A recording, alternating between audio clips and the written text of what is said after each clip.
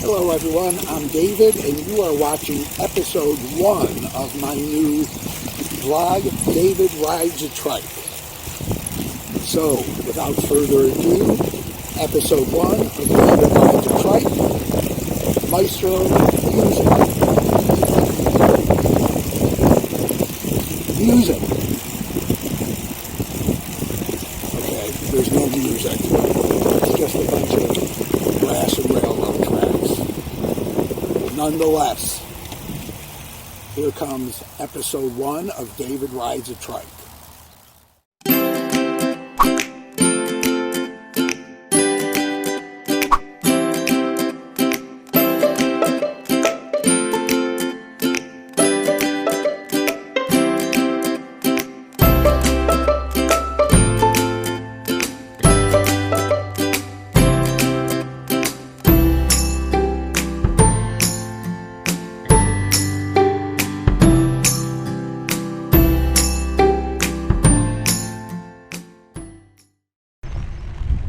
You may be asking yourself, exactly what is David Rides a Trike and who is David? I'm going to tell you.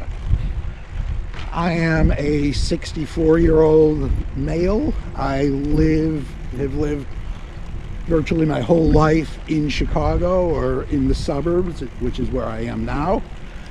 And I have dealt with chronic disease and conditions since I was a year and a half old. Without going into the whole list, the major things have been diagnosed with type 1 diabetes when I was a year and a half old.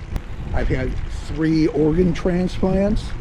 I'm blind in one eye, don't see very well out of the other. I've had stage 3 colon cancer and a bunch of other fun things. And what I hope to do with this vlog, is I want to try and provide motivation to people who are living with and suffering from chronic diseases. One of the ways I do it is by getting out and riding my bike, or in this case, I ride a trike, a recumbent trike. If you don't know what that is, I'm going to show you a picture of one right now.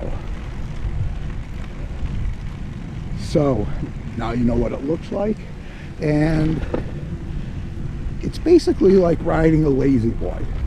Very comfortable. You go slower than you do on a regular bike, but that's okay for me.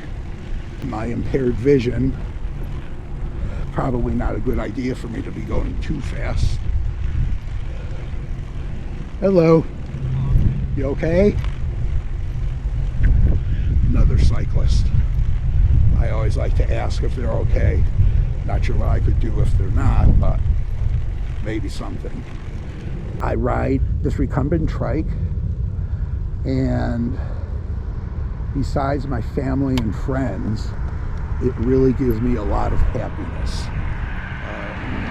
Something about riding a bike that makes me feel like a kid.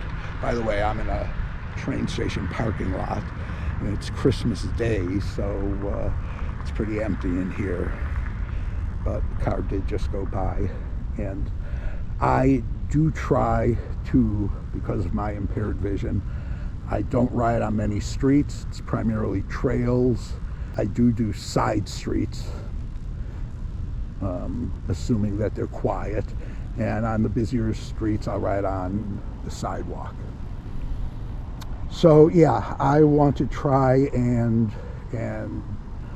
motivate people that they can live fun, healthy lives and get out and do things, and shouldn't be defined by whatever their disease or diseases or conditions are. There's too much more, and sometimes you just have to decide to overcome things and take healing and adaptation into your own hands. I'm going to try not to be preachy. If I am, let me know in the comments down below.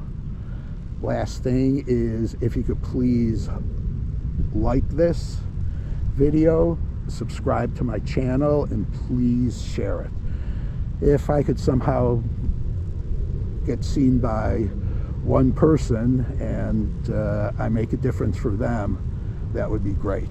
That's the object of this whole thing, is to try and make someone else's life a little bit better. That's all I got.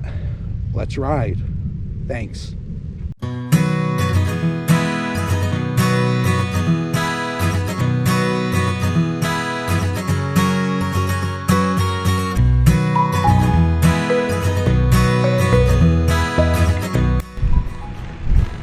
I want to let you know that my intent here is to never sound like I'm preaching.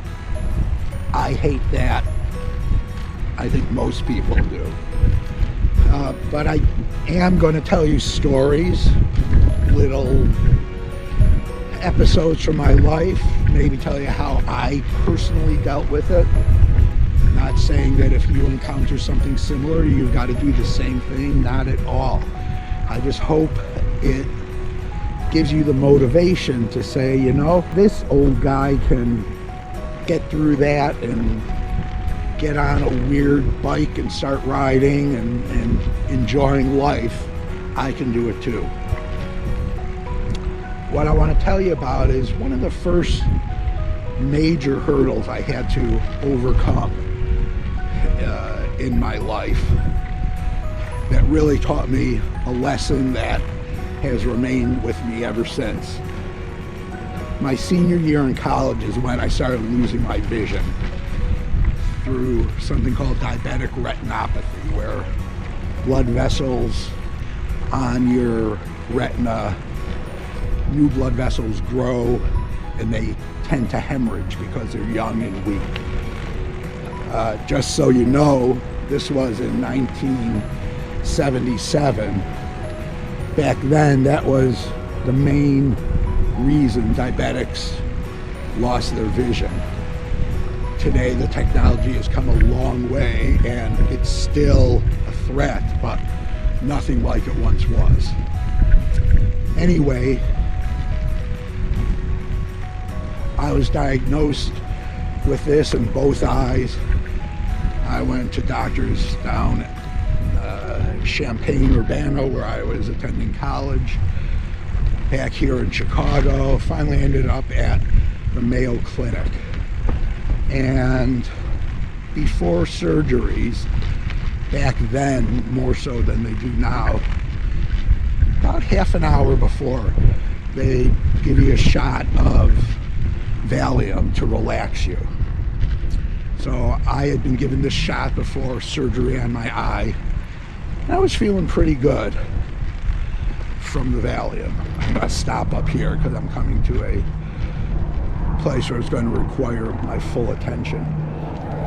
I smell someone's fireplace. It smells great.